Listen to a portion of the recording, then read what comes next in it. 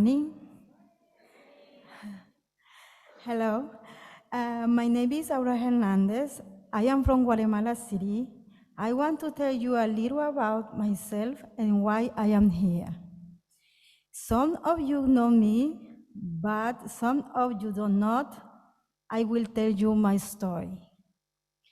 In 2005, I immigrated here to United States due to domestic violence. When I entered in the country, an official abused me. I was very afraid. I could not see a police officer near me because I thought the war returned with the same officer who assaulted me. With fear, I had continued because I had to support the two children that I left behind in my country, Fernando and Edgar. And that time they were 5 years old and 3 years old. And also had to protect my nephew who came with me, and it was my responsibility. I arrived here in New York. The next day, I found a job and I started my life here with dreams and a past that torment me each day. One Sunday in 2013, the police stopped me for not have license. And my nightmare began. The police is calling immigration and told me that I had a deportation order and that I must voluntarily present myself in the federal plaza. I struggled with lawyers who only wanted money and never give my solution. And as I was told, I went to the federal plaza every 6 months to sign for permission to stay in the country. When everything changed, with the change of government and the zero tolerance policies of former President Trump, everything fell apart. And by this time, I had a 9-year-old boy and 18-month-old girl, and my children who had recently arrived and were adapting to this country were fighting their case for unaccompanied children to get juvenile visa. In 2018, I went to the Federal Plaza like I had been all alone. They told me that I had 30 days to leave the United States. It was a very difficult time, as already had a family here and my dreams to fulfill. I found courage and looking for help everywhere. I heard in the churches they call providing shelter and protection sign the law, said that no immigration officer could enter in the church. And that is how I got here to Fourth U. Filled with fear and sadness, I left my job. My children were in broken heart. I was struggling with one of my older sons who began talking the wrong path. My family was broken up. And in March 2018, I took sanctuary here in Fourth U. And here, this congregation gave me what I was looking for: protection, emotional support, financial support, help with my health and legal assistance. Everyone to help. I am so grateful to everyone. This was the greatest blessing for me. It was a struggle for almost a whole year, but it was worth it. Now I am free.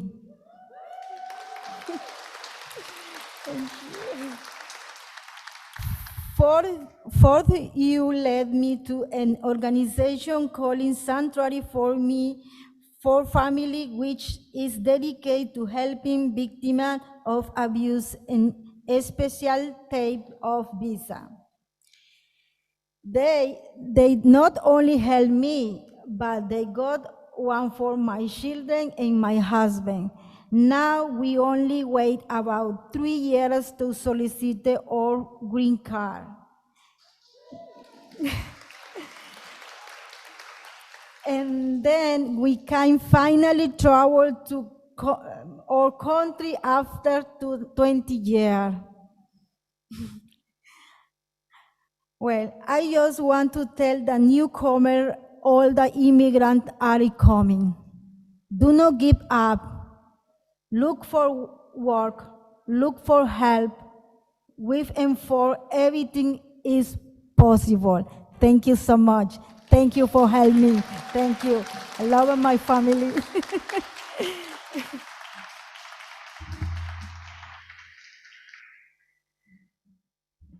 I remember when Camila was taking her very first steps as she walked here and would run around here during the service and come up and down, and now she is so big. It's quite extraordinary. Thank you, Ara, for your words, for sharing, for being with us. I'm so thrilled for you that after this long journey that began well before you were here, but we were fortunate to be part of, that this is a success story for you, that this is a happy ending, and I can't wait to see where you end up in your life and in all the things that you will do. Thank you so much for being here today, too.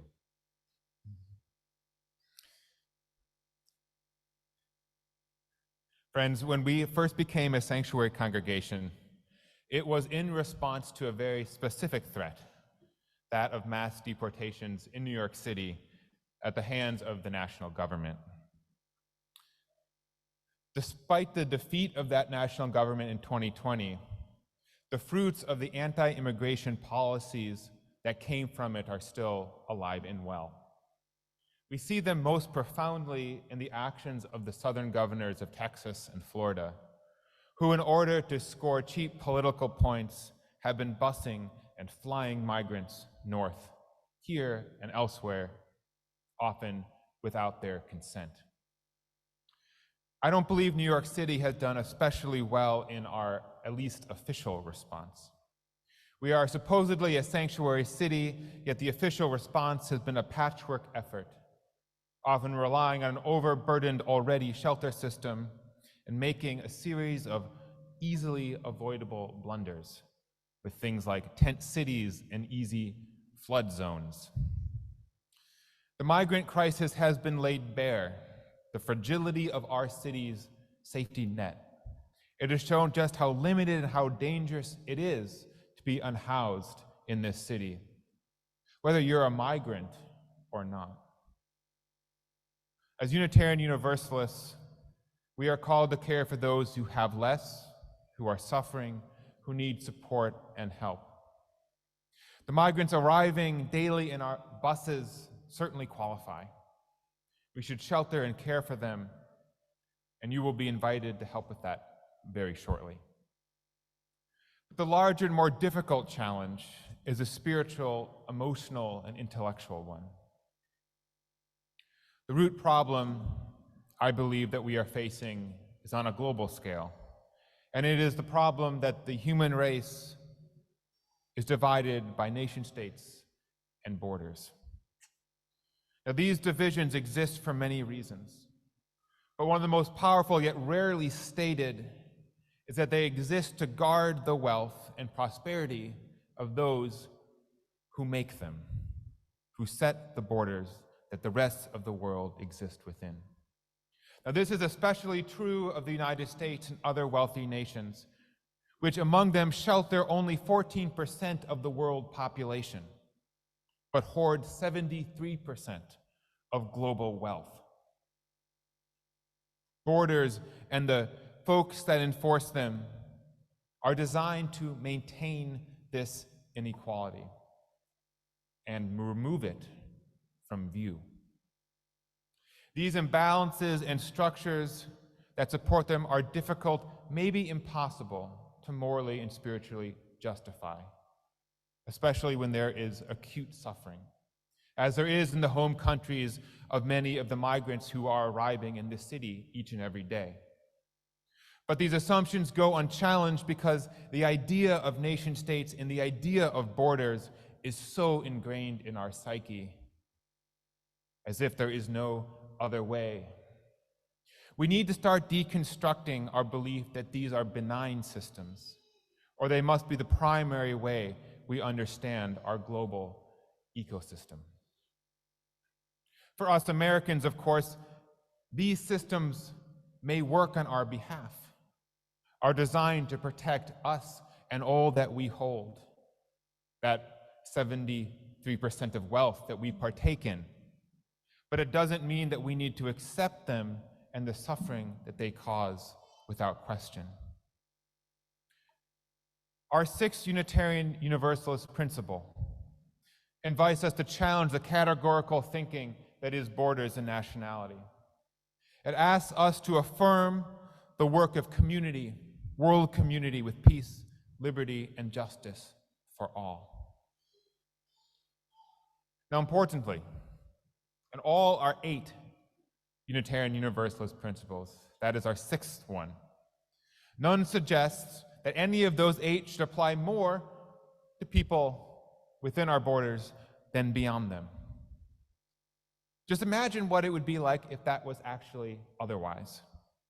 Imagine if our first principle was actually, we support the inherent worth and dignity of every person, but Americans especially. Or the second Unitarian Universalist principle, we believe in justice, equity, and compassion in human relations, but mostly for us. It sounds absurd, sacrilegious, that such sacred principles would be written in such ways. But the ideas that operate and underlie the infrastructure of borders and nation states are based on those very concepts. We should always take note when our stated principles, which are clearly equal across borders and nation, do not match our actual practices, which are clear that there is a hierarchy of who matters in this world, whose suffering matters, whose happiness matters, who has a right to eat, who has a right to be safe. This equality that we see in our principles, that does not add, especially for Americans. We see that across world religions. We know that in both Christianity and Islam, Jesus and Muhammad themselves were both refugees who crossed borders. They did not ask permission to do that. They did not go because they felt like taking a trip. They went because they were forced to do so to survive. Both religions historically affirmed the importance of being Christian and being Muslim, of being a good person beyond national identity, secular identity. The Jewish people, by nature of their forced diaspora and millennia of persecution, have been required to move between borders and empires and nation states, sometimes with intentionality, other times just to survive. And of course, the views, often grounded in a religious perspective, of indigenous Americans, including the Lenape here, held no permanent concept of land ownership. Land was to be shared and negotiated and at times leased, but never permanently controlled by certain people who had power to do so. We rest on strong multi-faith religious foundations when we critique our assumptions about borders and nations as being intrinsic to human global life and as positive. It might seem radical, I know, but it is important to critique this assumption. Most of the immigrants who have come to the United States, when you think about those coming to Ellis Island, there was no ICE to sort through them. People just arrived and came in. That was the reality for most of American history. The nation state is a modern invention, as are its operating principles and systems that enforce them.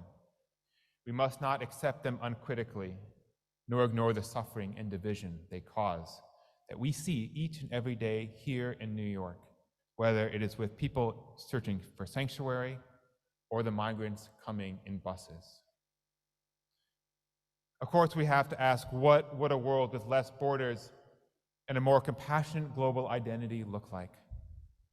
It would require that we stop seeing those outside our nation as someone else's problem, or somehow deserving of their suffering, or ourselves as deserving our privilege.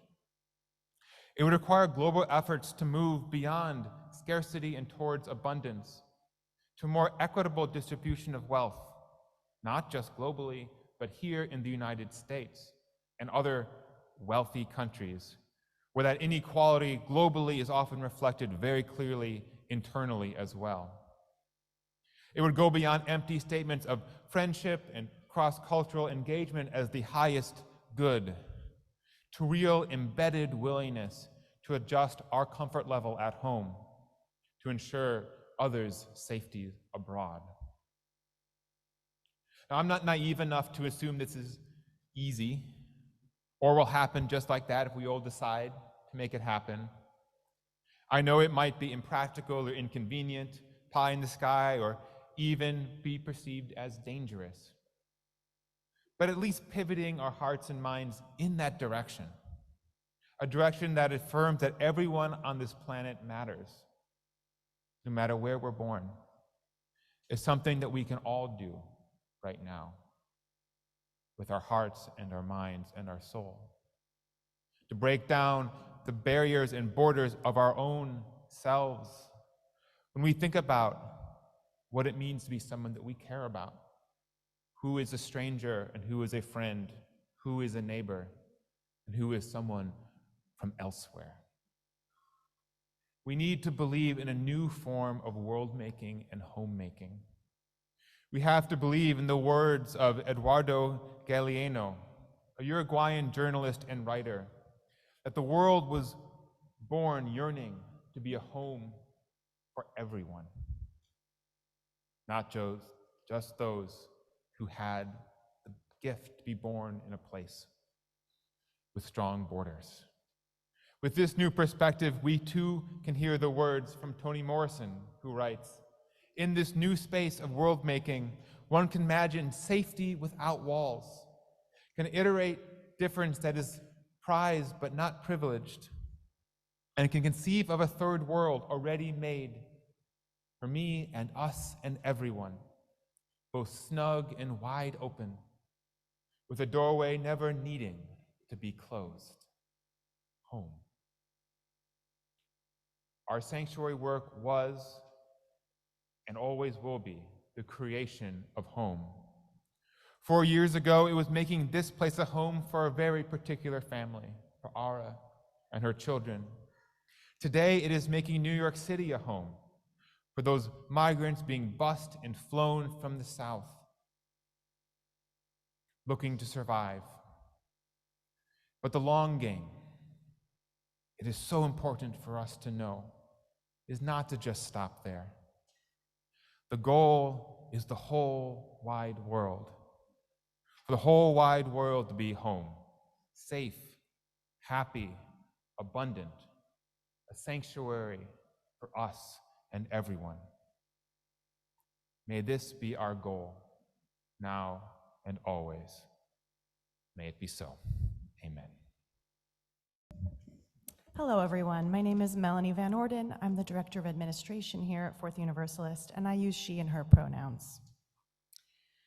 We are so glad to be celebrating Aura's journey here with us today, and Fourth Universalist continues its immigration justice work by supporting the refugees, migrants, and asylum seekers that are being bused to New York City from Texas and Florida. Most of them arrive here with nothing but the clothes on their backs, and on the way here, many of them have faced horrific circumstances where some of their traveling companions have died along the way. They are fleeing so much instability, violence, and extreme poverty in their home countries that such a harrowing journey is often worth the risk. Often their desired destination is not New York City, but they were coerced or tricked into coming here when they crossed the border. Once they arrive in New York City, some of them fall through the cracks in our shelter system or face acts of violence and discrimination in the shelters that force them back onto the streets. Fourth Universalist is connected to a network of volunteers, mutual aid organizations, and houses of worship that are responding to this crisis by providing food, clothes, personal hygiene products, MetroCards, and temporary shelter to refugees until they can establish themselves in this community or move on to other cities where they have relatives and friends. In your order of service, or in the link placed in the chat, you will find a sign-up form to volunteer to offer aid to these new friends and neighbors. One of our neighboring houses of worship, St. Paul and St. Andrew United Methodist Church at 86th Street and West End Avenue, is operating a shelter for refugees in their building. They are in need of assistance in providing meals for asylum seekers that are taking up temporary residence in their walls, as well as providing backpacks and hygiene supplies to new arrivals at the Port Authority bus stop. There's also a great need to provide temporary shelter in addition to what the churches are able to offer. As you can see, our building is under construction, which precludes us from offering shelter here in the sanctuary at this time. But some members and friends of Fourth Universalist are stepping up to offer temporary shelter in their homes when they're able to. I would like to share my experience of offering temporary shelter recently to a group of young men from Venezuela. I received a message from a mutual aid group where there were 6 men hungry, cold, and stranded outside of a men's shelter on Randall's Island one night. They had slept one night in the hallway on the shelter in 30th Street in Manhattan, and then were turned away from 2 shelters the following nights due to them being full. They had gained the phone number of the mutual aid group from other refugees late on the 3rd night and had called asking for aid. I was house sitting and cat sitting in Manhattan, and my daughter was with her dad for the next 5 days, and no one was using my apartment. I offered my home and drove to Randall's Island, where I met with another volunteer to pick them up. What transpired over the next few days can only be described as one of the most meaningful experiences of my life. Although I don't speak Spanish, and the young men that stayed in my home don't speak English, we were able to form a friendship through Google Translate and through the help of another volunteer that served as an interpreter. These young men showed me videos of their journey through the jungle, spoke of the violence and instability they were fleeing in Venezuela, and spoke of the family members they hoped to reunite with in Chicago. They asked me what they could do to repay me for allowing them to stay in my home, and I only could think to ask them to clean up after themselves and keep the apartment as clean as possible. When they left for Chicago a few days later, I have never seen my apartment so immaculately clean. They asked if there were any jobs or any means of making money that they could engage in so that they could pay for food for themselves or save up for bus tickets to Chicago. This was their number one concern and desire. I didn't know of any jobs, but thankfully Fourth Universalist was able to sponsor these young men in buying them food, medicine, hygiene products, shoes, and bus tickets to their final destination of Chicago. Although these young men were only in my life for a short while, I was forever changed by my encounter with them, especially when they showed me what true generosity and compassion is. One night we were at a pharmacy buying medicine for their colds that they had picked up traveling through the jungle. Thankfully, it wasn't COVID, they'd been tested. And the interpreter that was with me received a call from the mutual aid hotline that there was a young man stranded outside of a men's shelter after having been turned away for the night. They asked if there was anything we could do to help this young man. All of the beds in my apartment were full, and the young men that were with me had heard me telling this to the interpreter. And they said, "No, we have to go pick him up." I said, "Are you sure? All of the beds are full in my apartment." They said, "We'll make it work." When we picked him up, I asked if we should go get some food for him. And the men said, "No, we will cook for him with the food that your church bought for us." They knew what it was like to sleep on the street, hungry, cold, and scared, and it would have been even worse if they had been all alone without any friends. They were so close that they had traveled from Venezuela together, and their trip had bonded them even stronger together through very many terrible situations. And the fact that they would take a complete stranger under their wings squish more tightly into the very narrow sleeping arrangement they already had in my apartment, and share whatever food they had, not knowing exactly what the next day held for them or how they were going to sustainably provide for themselves, taught me what true open-heartedness and generosity look like. I urge you to search within your hearts and ask what sacrifices you can make to help the refugees arriving in our city. Fill out the slip in your order of service and leave it in the basket at the back, or click on the link in the chat and fill out the form there. And if you have any questions about offering temporary sanctuary in your home, please come and speak with me. When the young men from Venezuela left for Chicago, they asked me one more time if there was anything they could do to repay me for the help I had offered. I asked them to help the others that are still coming and would be bused to Chicago. I knew that they would. They said they were already planning on that, and they'd already proven that they would do it. I ask each of you to join them in helping those that are in very precarious situations, honor Aura's journey, and help support others to have a happy ending to their journey as well. The help that Fourth Universalist offered the young men that stayed in my apartment drained our immigration ministry fund, so we need much more financial support to continue to help. Look at what you can do on the sign-up form and in the link and join us. Thank you.